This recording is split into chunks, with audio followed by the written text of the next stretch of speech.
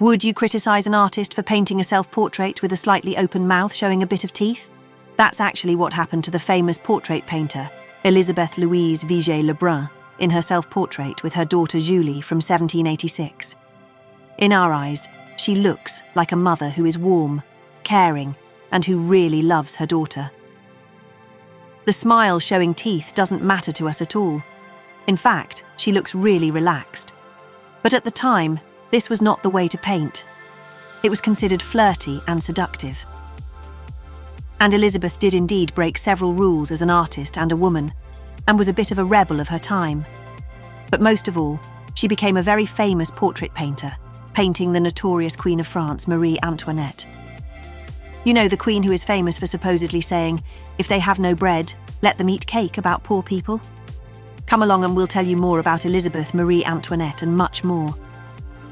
This self-portrait is from when Élisabeth is 27 years old, and she's already made a name of herself as a portrait painter. Born in vibrant and enlightened Paris, with undercurrents of growing tension leading up to the French Revolution. We'll get back to that in a minute. Élisabeth was in many respects lucky because her father was a pastelist painter. You're probably using or remember those pastel sticks from school. They feel very chalky and velvety.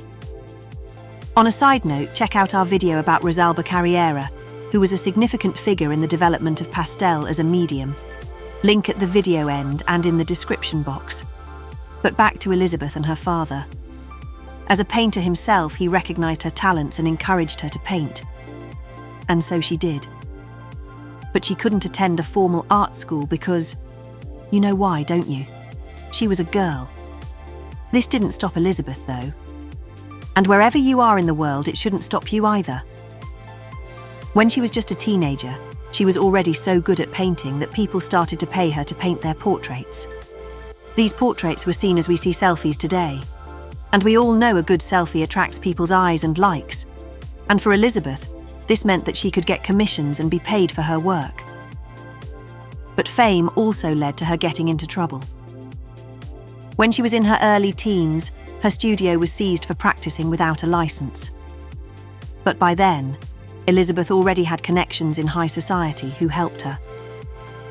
Not only was she a very skilled artist, Élisabeth was extremely aware of the environment she was living in. She knew how to present herself as a professional painter, a woman, and create strong networks and connections. She skillfully navigated the male-dominated and gender-restricted French Royal Academy of Painting and Sculpture, and eventually became a member, an exceptional achievement for a woman of her time. This is her admission to the Academy, named Peace Bringing Back Abundance, from 1783, when Élisabeth was only 28 years old and as street-smart as few. Speaking of the French Royal Academy of Painting and Sculpture and their restrictions on women members, Rosalba Carriera, who we mentioned earlier in this video, was the first woman to be accepted and shake up this rigid art institution. And the same year as Élisabeth, Adélaïde Labille-Guiard became a member as well.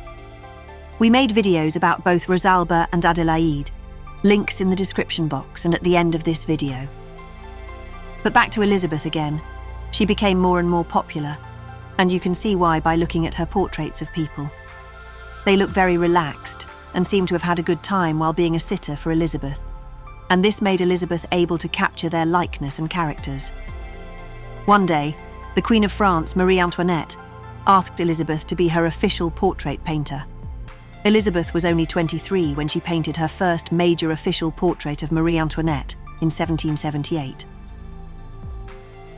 Over the years, Élisabeth painted about 30 portraits of Marie over the course of a decade. Élisabeth played a significant role in shaping how we see and perceive Marie-Antoinette today. And you can see Marie seems so relaxed and enjoys her time with Élisabeth. Marie learned that Élisabeth could sing well, so the two used to pass the long hours of portrait painting singing together.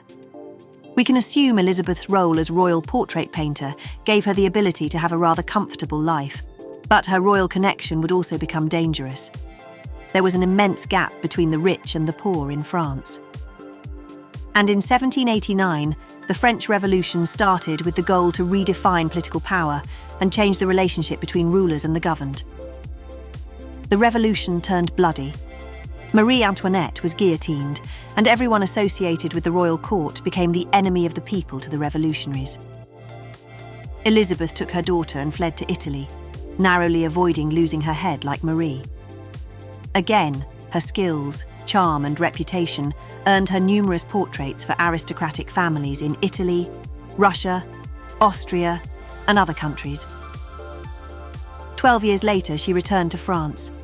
She continued to paint portraits, including self-portraits, and held exhibitions of her work. Elizabeth's talent truly earned her recognition as one of Europe's foremost portrait painters. Elizabeth was a remarkable survivor and an exceptionally talented portrait painter. Don't you agree? At mikonoart, we showcase many fascinating women artists from around the world. Let their stories inspire you as you delve into the world of visual arts. We'd love to hear from you. Share your thoughts in the comments below or just drop an emoji. It really helps us and motivates us to create more content. Don't forget to support our channel by subscribing, liking, commenting and sharing. Until next time, keep exploring the wonders of the artistic world.